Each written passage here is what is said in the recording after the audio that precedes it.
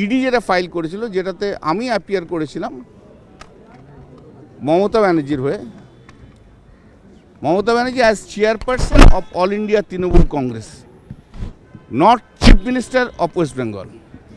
সেই মামলাটা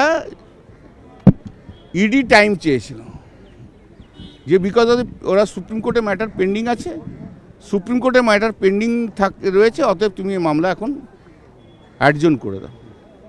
তো আমরা বলেছিলাম যে সুপ্রিম কোর্টে কি গ্রাউন্ডে চেয়েছে দেখো, আর আমরা বলেছিলাম যে আমরা we are agreeable two argue this matter, we are against this adjournment. তো জজ সাহেব ওদের সাবমিশনটা রেকর্ড করেছে যে হিয়ারিংয়ে এটা ইয়েতে রেকর্ড করেছে যে সেন্টার মানে ইডি অ্যাডজনমেন্ট চেয়েছে এবং আমরা মামলা করতে চেয়েছি, কিন্তু যেহেতু ইডি অ্যাডজনমেন্ট চেয়েছে সেই জন্য মামলা অ্যাডজন করা হলো। সুপ্রিম কোর্টের মামলা হওয়ার পর সেই মামলা লিবার্টি দেওয়া রইল মেনশন করার। This the other things.